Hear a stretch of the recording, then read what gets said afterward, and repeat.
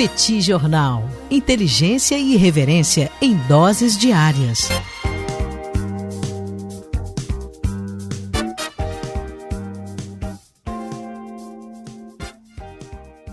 Olá, gente. Bem-vindos, bem-vindas ao Petit Jornal. Esse é o bate-papo número 1060. Estamos gravando numa live no YouTube do Petit Jornal. São exatamente 9 horas e 20 minutos da segunda-feira, 20 de abril de 2026. Cá está a dupla de costume, a dupla que você conhece de cor. Tanguy, o Bagdadi animado, contente, preparado, revigorado, resiliente, retumbante, descansado, tarifado em 15%, mas aguardando também reembolso de tarifas exorbitantes que foram cobradas ao longo dos últimos meses. E temos também Daniel Souza, que é esse que vos fala. Ao longo dos próximos minutos, vamos repercutir os principais acontecimentos internacionais das últimas horas e começamos falando sobre abre Hormuz, fecha Hormuz, abre Hormuz, fecha Hormuz, abre Hormuz, fecha Hormuz, abre Hormuz, fecha Hormuz. Nesse exato momento, Tanguy, o Estreito de Hormuz está aberto ou fechado? Tudo bem? Vamos a isso? Tudo bem, Daniel Souza com S. Vamos lá para mais um bate-papo 1060 para começar a cidade com essa dúvida. É o Estreito de Hormuz e Schrödinger, Daniel. Ninguém sabe se está aberto, se está fechado. Pode ser que esteja, pode ser que não esteja. Na dúvida, se você for passar pelo Estreito de Hormuz, leve documento com foto, leva um Duda pago no Detran, chega lá e tenta o famoso desenrolo. Ninguém sabe exatamente. Agora, Daniel, a gente está falando sobre um momento muito tenso, realmente muito tenso. Eu sei que as atenções elas já começam a se dispersar, claro, né? Já tem mais de um mês, quase 2 meses, na verdade, né? Que a gente está nesse nível de tensão, com o Estreito de Hormuz e tal. Mas eu tenho a impressão, Daniel, de que a gente está num dos momentos mais complicados, porque ao longo desse último final de semana, ao longo desses últimos dias, a gente teve navio sendo atacado, a gente teve navio sendo apreendido ali na região, algo que não tinha acontecido até aqui era uma coisa muito retórica, né? Está fechado, não é para passar e tal. Ao longo dos últimos dias a gente teve uma subida de tom, então deixo as boas-vindas a todo mundo que está acompanhando a gente aqui. Sejam todos muito bem-vindos. Eu quero começar o nosso episódio lá pela sexta-feira, Daniel, na sexta-feira, dia 17, né, agora de abril. O Irã tinha anunciado nesse dia a reabertura total do Estreito de Hormuz para embarcações enquanto durasse o cessar-fogo com os Estados Unidos. Aí você coloca na sua agenda aí, Daniel, porque o cessar-fogo termina amanhã, nessa terça-feira, dia 21 de abril. Então, teoricamente, na quarta-feira, dia 22, a gente já tem a situação voltando ao normal, ou seja, o conflito voltando a um cenário bastante tenso. O que o Irã disse era um gesto de boa vontade, olha, enquanto durar o cessar-fogo, até terça-feira, o Estreito de Hormuz está totalmente aberto. Porém, segundo o Irã, os Estados Unidos não tomaram uma medida recíproca, ou seja, mantiveram o fechamento dos portos iranianos. O que o Irã fez foi, reverteu, no sábado, o Irã reverteu a sua decisão e disse o seguinte: o Estreito de Hormuz está fechado para todo mundo. O Estreito de Hormuz não está aberto coisa nenhuma. Aí Donald Trump apareceu dizendo que, olha, a gente vai estar negociando, a negociação ainda vai acontecer, vamos ter negociações que vão acontecer no Paquistão, teremos uma nova rodada. E segundo Donald Trump, o Estreito está completamente aberto e pronto para o livre tráfego. Aí complicou, Tanguy. Meu Deus do céu, tá aberto, tá fechado, depende do olho do freguês. Assim não há condições. Assim não há condições de precificar dólar, precificar petróleo. O mundo está nesse estágio de espera, em stand-by, por conta justamente do fato de ninguém saber se o Estreito está aberto, está fechado, vai continuar aberto, vai continuar fechado. Meu Deus do céu, Tanguy, não é possível. E aí, Daniel, o que o Irã tentou fazer foi, olha, eu vou mostrar que não está aberto. Eu preciso demonstrar que o Trump está dizendo que não, está aberto, pode passar à vontade, não é verdade. E, portanto, lanchas rápidas da Guarda Revolucionária do Irã dispararam contra 2 petroleiros. Um detalhe importante, Daniel, um deles é um super petroleiro e os 2 petroleiros são petroleiros indianos. E a Índia, Daniel, é aquele país que está passando à vontade, né, Daniel? Aquele país que tem uma boa relação com os Estados Unidos, tem uma boa relação com o Irã. E um desses petroleiros, Daniel, que é esse super petroleiro, estava carregando 2 milhões de barris de petróleo iraquiano. Essas lanchas rápidas mandaram o petroleiro parar o petroleiro avançou mais um pouco e foi alvejado, Daniel. Então, Teherã confirmou os disparos, alegando que os navios foram alvejados para que deixassem a rota e que qualquer embarcação que se aproxime agora será considerada pertencente a um país que está cooperando com o inimigo. Então, Daniel, você tem o Irã dizendo que abriu, os Estados Unidos, segundo o Irã, não abriram o estreito para navios iranianos. O que o Irã diz é, está aberto para todo mundo ou não está aberto. O Irã diz que está fechado, os Estados Unidos dizem, não, está aberto. O que o Irã diz é, olha, eu vou te mostrar aqui que o estreito está fechado. Não tem essa. Então, o navio indiano... Aí você teve, inclusive, Daniel, óbvio, né? A Índia foi pega de surpresa. A Índia estava numa de meio, eu consigo negociar com todo mundo dialoga comigo. E a Índia, portanto, convocou uma reunião de emergência e convocou o embaixador iraniano em Nova Delhi para explicações. A gente sabe, né, Daniel, que na linguagem diplomática, essa é uma medida bastante dura, né? Você está chamando o embaixador, vem cá, você vai ter que se explicar, cara, como é que é? Até agora a gente estava dialogando, a Índia aparentemente estava pagando para o Irã para poder passar, a gente não sabe se para esses 2 petroleiros passarem houve algum pagamento ou não, mas o fato é que isso gera um problema que é, meu amigo, mesmo que você tenha um acordo a partir de agora, eu não sei se é uma boa ideia você tentar passar. Aí, Daniel, você vai virar para mim e vai falar assim, mas então parou aí, né? Pois não. No domingo, né, no dia de ontem, então a gente está gravando esse episódio aqui na segunda, no domingo, os Estados Unidos deram o troco. E os Estados Unidos, pela primeira vez desde o início do bloqueio, utilizaram força letal contra uma embarcação iraniana. Uma embarcação iraniana que estava cruzando exatamente ali o Estreito de Hormuz. Então você tinha um navio que estava se dirigindo ao porto de Bandar Abbas, que fica exatamente ali no Estreito de Hormuz, do lado iraniano. E segundo Donald Trump, esse navio foi capturado por forças norte-americanas. Então o Irã classificou a ação como pirataria armada. No primeiro momento, inclusive, o Irã disse que não apreendeu, o navio teve que recuar, mas depois o próprio Irã disse que esse navio foi capturado. Daniel, eu reitero o que eu estou dizendo aqui, o que eu disse no início do nosso episódio. Eu sei que as atenções elas começam a se dispersar.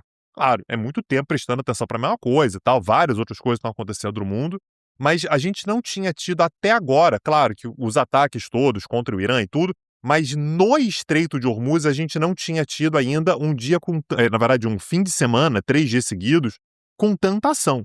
Sexta, sábado e domingo foram dias muito tensos, com ataque contra petroleiros indianos, né? 2 petroleiros indianos foram atacados, um deles um super petroleiro, e você teve, inclusive, um cargueiro iraniano, não era um navio militar, isso é importante, um cargueiro iraniano chamado Tuska, que foi apreendido pelos Estados Unidos e, ao que tudo indica, está em posse das Forças Armadas dos Estados Unidos. Vamos ver onde que isso vai dar, Daniel, mas o fato é que a gente tem um cessar-fogo que termina no dia de amanhã.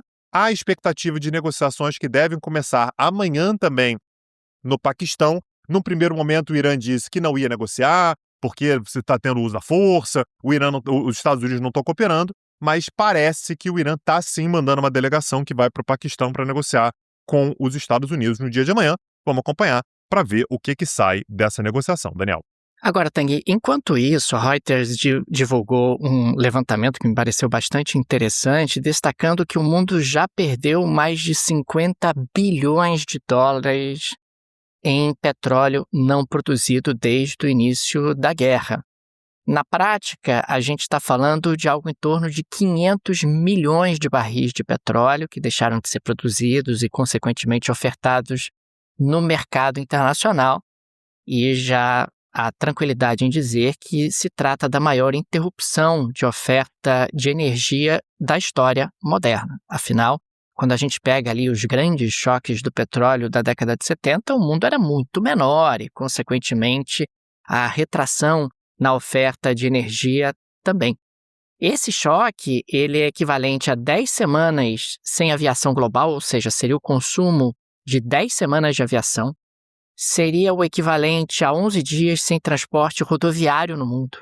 Seria o equivalente a 5 dias sem petróleo para toda a economia global. Quer dizer, seria o equivalente a 5 dias. O mundo consome aproximadamente 100 milhões de barris por dia. 500 milhões de barris, obviamente, são 5 dias do consumo total da economia mundial. Também é o equivalente a 1 mês de consumo dos Estados Unidos, 1 mês de consumo de toda a Europa, 6 anos de consumo de combustível das Forças Armadas e a energia suficiente para 4 meses de transporte marítimo global.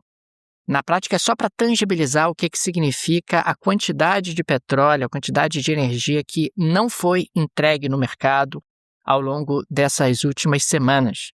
Os países do Golfo perderam cerca de 8 milhões de barris por dia no mês de março, e esse volume exploratório ele é semelhante à combinação da produção da ExxonMobil e da Chevron no planeta todo. É muita coisa. As exportações de combustível de aviação caíram drasticamente, caíram de 19,6 milhões de barris em fevereiro para 4,1 milhões entre março e abril. É uma perda equivalente a cerca de 20 mil voos de ida e volta entre JFK, em Nova York, e Heathrow, em Londres. Na prática, então, Tanguy, a gente está falando de algo pesado, algo muito significativo, e conforme o tempo vai passando, a restrição na oferta de energia, ela só se amplia, ela se torna ainda maior. A gente está falando de gargalos estruturais muito significativos, principalmente em países como Kuwait e Iraque, que têm tido realmente menos alternativas e mais dificuldades. As análises divergem um pouco, mas no geral elas sugerem que esses dois países têm menos rotas de escoamento fora do Golfo Pérsico, e esses são dois países que estão lá no fundo do Golfo Pérsico e, consequentemente, acabam tendo mais dificuldade de fazer toda a rota de transporte e de escoamento de sua produção. É muito importante também registrar que ninguém sabe exatamente quando o mercado de energia voltará ao normal, mesmo que hipoteticamente a guerra acabasse hoje, mesmo que o Estreito de Hormuz permanecesse aberto indefinidamente a partir de hoje. Tem gente estimando que vai levar algo em torno de 6 meses, tem gente estimando que vai levar anos. Na prática, ninguém sabe precisar, porque ninguém sabe exatamente qual foi o impacto sobre a infraestrutura produtora de petróleo no Oriente Médio, produtora de gás natural no Oriente Médio. Mas parece certo afirmar que a recuperação do mercado de gás será mais demorada. A recuperação no mercado de gás deve efetivamente levar alguns anos, e a recuperação do mercado de petróleo talvez também leve bastante tempo, por conta justamente dessa destruição produtiva, dessa desorganização produtiva que a gente está observando no Oriente Médio. Gente, nós estamos falando realmente de algo muito impressionante. São mais de 50 bilhões de dólares que foram perdidos nesse período, e aproximadamente 500 milhões de barris deixaram de chegar ao mercado durante esse período de conflito com impactos econômicos super relevantes. Isso nos impacta a todos, né, Daniel? Então, quando a gente fala sobre a guerra, parece que a gente está falando sobre algo muito distante, mas isso traz um impacto quase imediato para a gente, né? A gente tem visto isso com os combustíveis, se impacta combustível, impacta em absolutamente tudo. Então, é por isso que é necessário, né, a gente manter uma atenção ainda ao que está acontecendo no Oriente Médio por conta dos impactos de longo prazo. Inclusive, quando a gente olha para os dois choques do petróleo, né, Daniel, lá da década de 70, né, 73 e 79, o que a gente vê é que é como se o barril do petróleo tivesse subido um degrau. Ele pode até oscilar, mas ele já oscila num nível bem mais elevado. Isso pode acontecer nesse cenário atual também. Agora, se você quer algo um pouco mais perto de casa que te traga qualidade, dá uma olhada na indústria brasileira, né? O Brasil tem produzido coisas de muitíssima qualidade, e uma delas, né, a gente tem muito orgulho de ser parceiro dela, é a Insider Store. Aliás, esse mês agora, Daniel, é aniversário da Insider, tá? A Insider está completando 9 anos, aliás, quase a idade do Petit, né? Andando mais ou menos juntos aí. A Insider está completando 9 anos agora no ano de 2026, nesse mês de abril de 2026. E aí, Daniel, a gente tem visto, né? É o momento da Insider também repensar todo o seu caminho, tudo que fez, né, e perceber toda a sua capacidade de testar, de ajustar, de repetir, de validar. Os produtos que estão lá no site da Insider são produtos que foram testados pelos próprios consumidores, produtos vencedores de fato. Então, se você utilizar o link que está na descrição desse episódio, você já ganha um baita desconto para aproveitar já os descontos que estão lá no site por conta do aniversário da Insider, e você ainda ganha brindes, tá? Você ganha Pode ganhar caderno, pode ganhar necessaire, pode ganhar garrafa térmica, dependendo da compra que você fizer lá. Não perde essa oportunidade. O link está na descrição desse episódio. Se vestir bem, e aliás, se vestir bem como a indústria brasileira, Daniel Souza. Daniel, eu quero ir um pouco além, né, da guerra. Claro que as questões da guerra elas vão continuar aparecendo por aqui, mas eu queria falar que, enquanto essa guerra está acontecendo, naturalmente as atenções mundiais estão todas voltadas para o que está acontecendo no Oriente Médio. Os Estados Unidos avançaram com uma pauta que eles já vinham acalentando já tinha algum tempo, que era o envio de imigrantes considerados irregulares, né, indocumentados, para outros países para aguardarem alguma decisão sobre o seu paradeiro. A gente teve, Daniel, a chegada de 15 imigrantes. Isso ainda necessita de confirmação, tá? Mas, ao que tudo indica, migrantes oriundos do Peru e do Equador que os Estados Unidos enviaram para a República Democrática do Congo. Então, os Estados Unidos fizeram alguns acordos nesse sentido. A República Democrática do Congo foi um deles que aceitou receber migrantes indocumentados dos Estados Unidos. Então, claro que o mundo não está prestando muita atenção nisso. Há outros assuntos que têm uma relevância maior. O que vai acontecer? Vai ter cessar-fogo? Não vai? Barril do petróleo, inflação, eleição nos Estados Unidos. Mas, enquanto isso, você continua tendo ações dos Estados Unidos para lidar com a migração de maneira bastante dura. Então, 15 imigrantes, 7 mulheres e 8 homens, desembarcaram no aeroporto de Ndjili, que fica em Kinshasa, né, a capital da República Democrática do Congo, para aguardar algum tipo de decisão acerca do seu paradeiro. É curioso, Daniel, porque os Estados Unidos, inclusive, já deportaram vários latino-americanos em direção aos seus países. Mas agora você acrescenta mais um nível de crueldade, né? Então, essa pessoa ela é indocumentada nos Estados Unidos, mas ela é enviada para um país africano para aguardar algum tipo de decisão. Não é uma novidade, vários países europeus já fizeram isso.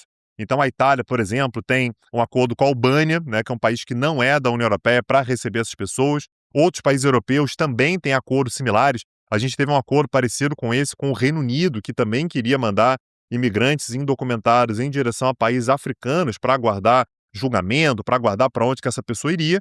Mas agora a gente vê os Estados Unidos fazendo a mesma coisa também. É importante notar, Daniel, o tamanho da distância, né? Você pegar um migrante que é equatoriano ou peruano, que está nos Estados Unidos e mandá-lo para a República Democrática do Congo, é quase mandar esse cara para algum lugar distante, vai ser quase esquecido por lá, até que haja algum tipo de decisão. Mas é só importante a gente estar atento, Daniel, porque enquanto o bicho pega no Oriente Médio, a gente continua tendo ações dos Estados Unidos para lidar com a migração dessa maneira, que a gente não é exatamente uma surpresa, né? Mas a gente vê que seguem adiante, Daniel.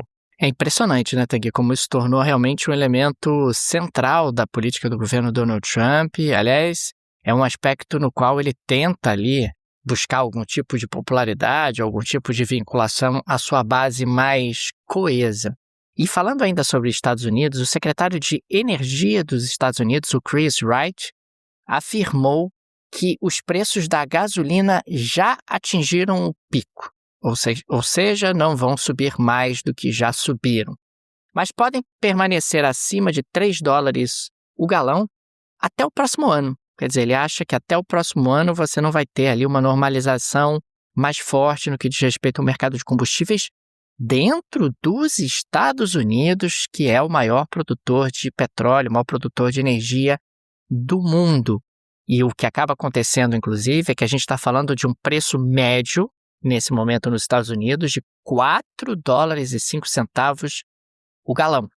Existe muita divergência dentro do governo dos Estados Unidos, tem muita gente dizendo que a energia vai voltar a ficar barata muito rapidamente, etc.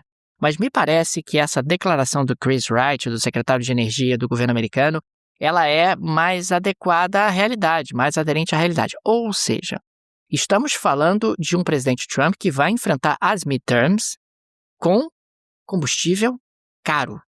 Isso já é algo que me parece que podemos cravar que não há nenhuma chance de você ter ali um barateamento substantivo do preço dos combustíveis antes das midterm elections que vão acontecer ali no mês de novembro.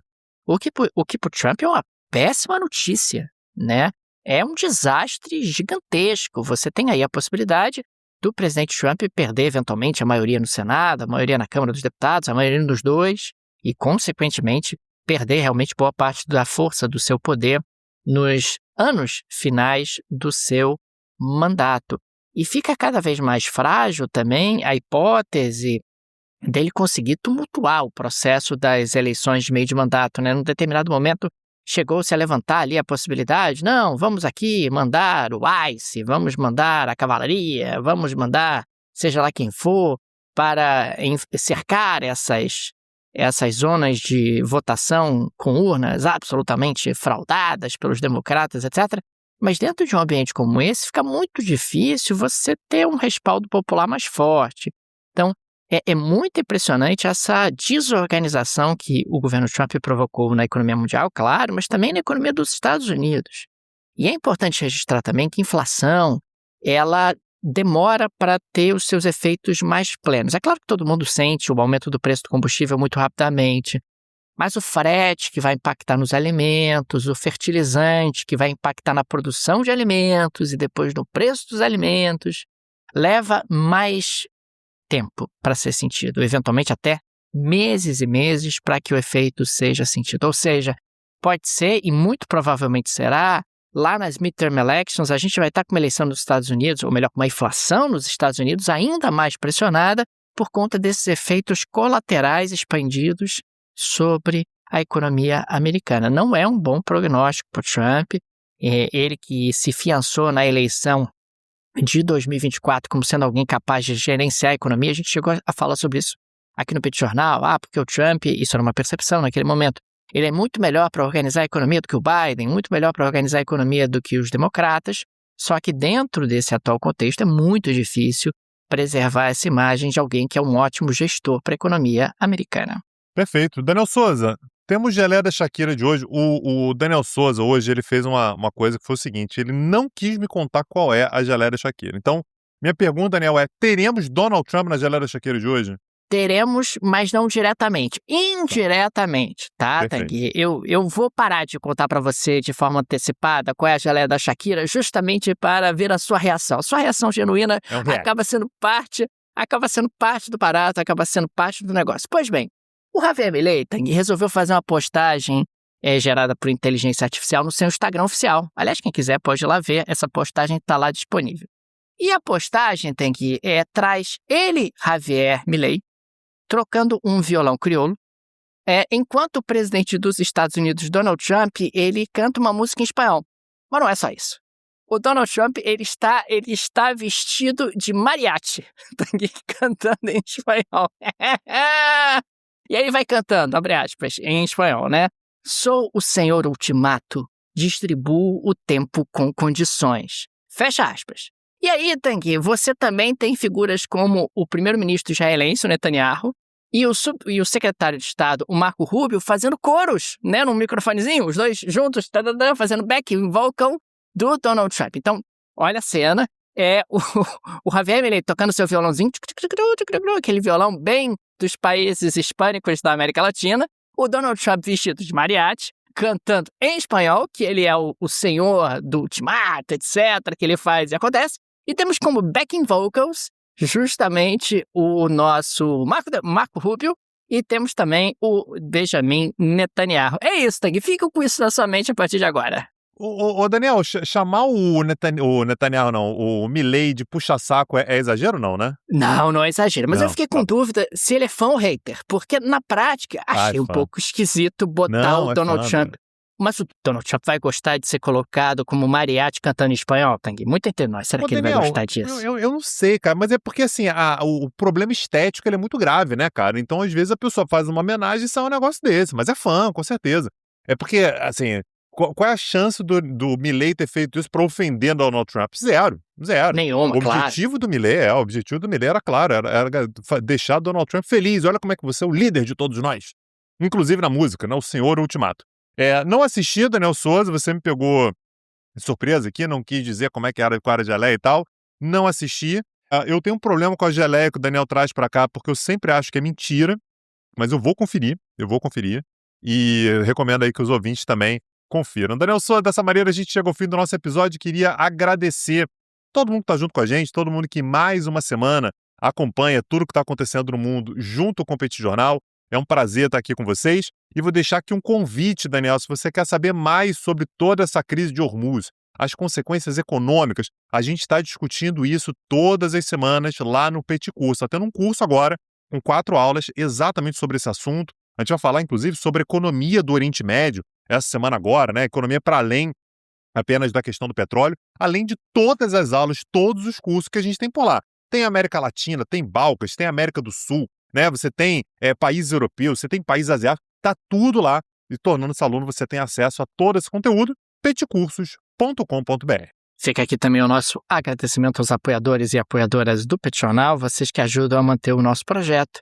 O Petit Jornal, que é uma mídia pequena, um trabalho artesanal, um trabalho realmente que precisa muito da ajuda de nossos apoiadores. Fica aqui o nosso agradecimento a cada um de vocês. Fica também o convite, se você gosta do nosso projeto, se ele faz diferença na sua rotina, considere nos apoiar. No descritivo desse episódio tem várias alternativas, tem a chave Pix, é uma forma prática e instantânea de apoiar o Petit Jornal.